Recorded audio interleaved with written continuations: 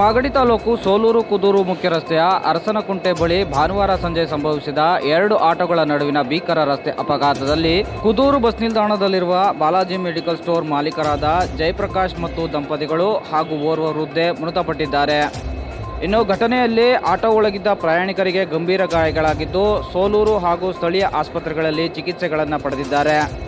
ಇನ್ನು ಘಟನೆ ಕುರಿತಾಗಿ ಕುದೂರು ಪೊಲೀಸ್ ಠಾಣೆಯ ವೃತ್ತ ನಿರೀಕ್ಷಕರಾದ ಬಿ ನವೀನ್ ರವರು ಹಾಗೂ ಕುದೂರು ಪೊಲೀಸ್ ಠಾಣೆಯ ಸಿಬ್ಬಂದಿಯವರು ಸ್ಥಳಕ್ಕೆ ಭೇಟಿ ನೀಡಿ ಪರಿಶೀಲನೆಯನ್ನು ನಡೆಸಿದರು.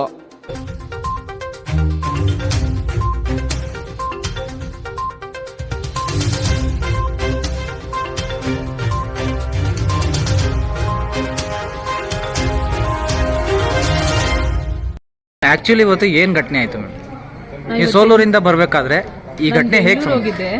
ಬೆಂಗಳೂರಿಂದ ಬಸ್ ಬರೋದು ಲೇಟ್ ಆಗುತ್ತೆ ಅಂದ್ರೆ ಸರಿ ಆಟೋದಲ್ಲಿ ಹೋಗ್ಬಿಡೋಣ ಅಂದ್ಬಿಟ್ಟು ಆಟೋದಾಗ ಹತ್ಕೊಂಡ್ವಿ. ಸಾಮಾನ್ಯ ನಂಗೆ ಗೊತ್ತಿರೋಂಗೆ ಆಟೋ ಫುಲ್ ಆಗಿತ್ತು. ಸರಿ ಎಲ್ಲ ನಾರ್ಮಲಾಗಿ ಬರ್ತಾ ಇದ್ವಿ. ಹಾಲ್ಕಟ್ಟೆಯಿಂದ ಹಿಂದೆ ಇಬ್ಬರು ಯಾರೋ ಇಳ್ಕೊಂಡ್ರು ಅನ್ಕೊಂತೀನಿ. ಅದಾದಮೇಲೆ ಬರೋ ಅಷ್ಟರಲ್ಲಿ ನಾನು ಡ್ರೈವರಿಂದ ಹಿಂದೆ ಹಲ್ಗೆ ಮೇಲೆ ಕೂತಿದ್ದೆ. ಏನೋ ಗೊತ್ತಿಲ್ಲ, ಒಂಥರ ಕರೆಂಟ್ ಹೊಡೆದಂಗೆ ಆಯ್ತು ಅಷ್ಟೇ. ಮೈಂಡ್ ಫುಲ್ಲು ಒಂಥರ ಆಗ್ಬಿಡ್ತು. ತಕ್ಷಣ ಎಲ್ಲ ಆ ಕಡೆ ಈ ಕಡೆ ಎರ್ಚಾಡ್ ಹೋಗ್ಬಿಟ್ರು. ಭಯ ಆಯಿತು.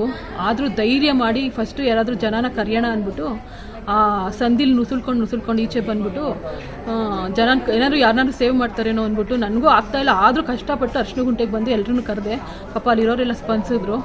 ಆಂಬ್ಯುಲೆನ್ಸ್ ಏನು ಬರಲಿಲ್ಲ. ಒಂದು 1/4 ಗಂಟೆ ಅರ್ಧ ಗಂಟೆ ನಮ್ಮ ಮನೆಯವ್ರಿಗೆ ಫೋನ್ ಮಾಡಿದೆ. ಪಾಪ ನಮ್ಮ ಮನೆಯವ್ರು ತಕ್ಷಣ ಬಂದು ನನ್ನನ್ನು ಹಾಸ್ಪಿಟ್ಲಿಗೆ ಕರ್ಕೊಂಬಂದರು. ಮೇಡಮ್, ಆಟೋದಲ್ಲಿ ನಿಮ್ಮ ಪ್ರಕಾರ ಎಷ್ಟು ಜನ ಇದ್ರು ಮೇಡಮ್? ಆಟೋ ಫುಲ್ ಆಗಿತ್ತು. ನನಗೆ ಗೊತ್ತಿರೋಂಗೆ ಆಟೋ ಫುಲ್ ಆಗಿತ್ತು.